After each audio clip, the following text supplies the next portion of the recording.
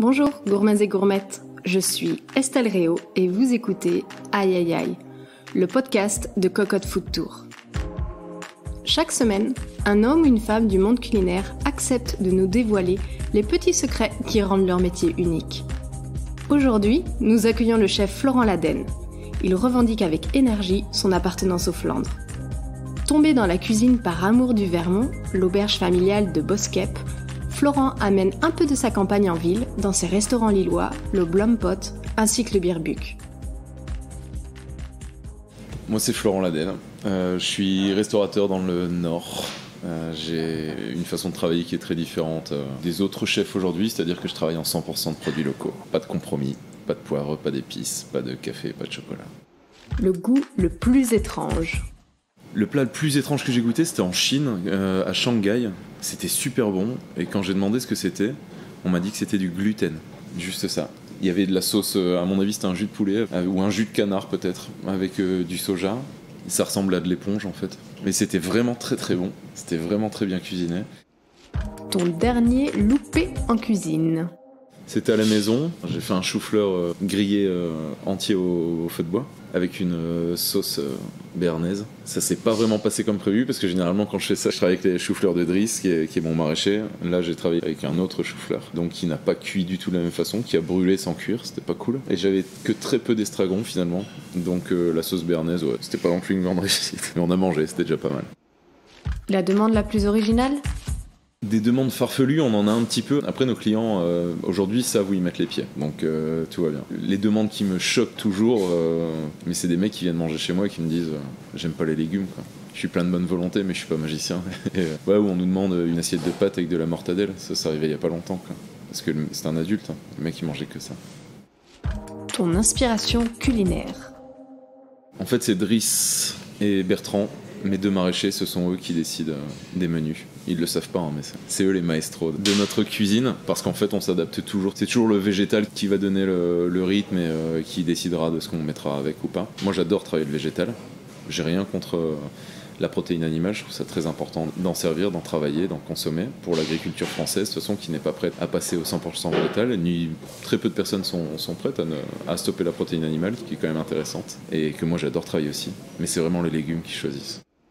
Où crées-tu tes nouvelles recettes ? En fait, quand on établit nos menus, on les établit pour 2 semaines. Et on commence toujours le vendredi. Le premier vendredi soir, une fois que j'ai commencé mon menu, je me projette déjà sur celui d'après. 2 semaines après, pour le temps de pouvoir faire des tests ou de lancer des boissons fermentées, par exemple, les kombucha, parce que c'est 2 semaines de fermentation, donc il faut toujours anticiper. Et à quel endroit ça se passe ? Ça se passe sur une des tables du restaurant. Dès que j'ai 2-3 tables autour de moi qui sont vides, je m'y installe et feu. Une habitude secrète ? Dans mes habitudes toc et gris-gris, quand je passe près d'un arbre, il faut que je touche.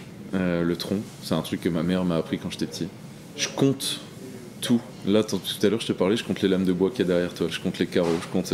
Mais ça, c'est un truc aussi que j'ai depuis que je suis tout petit. Quand on partait à l'école, entre Boskep et Stanford, parce que j'étais à l'école à Stanford, je comptais tous les piquets de signalisation, les panneaux, les trucs, je compte tout, je compte les lettres.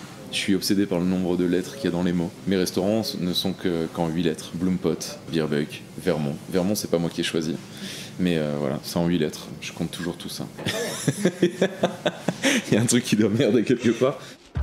Ton plaisir culinaire coupable.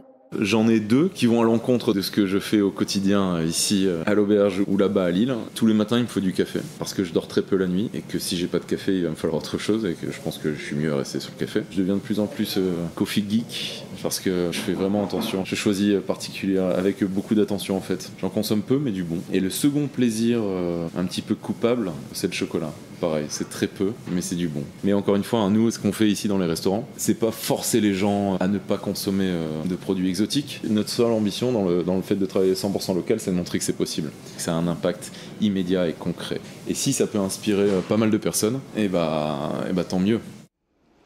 Je te donne un œuf. Tu en fais quoi ? Alors si c'est pour mon petit, je vais faire un œuf à la coque. Parce qu'il adore ça. Mais il adore aussi, comme moi du coup, les œufs brouillés. Et maintenant il sait les faire. Il a eu 7 ans dimanche et il fait les œufs brouillés tout seul, comme un grand, et il les fait très bien. Donc un œuf brouillé ou œuf à la coque, on va dire.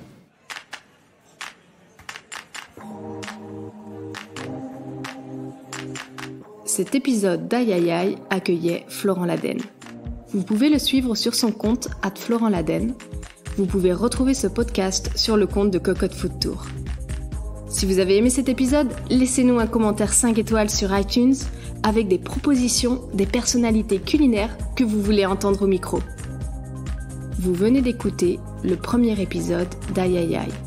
Je m'appelle Estelle Réau, Studio Module a composé la musique, Victoria Strauss a créé l'illustration et Alice Krief le montage.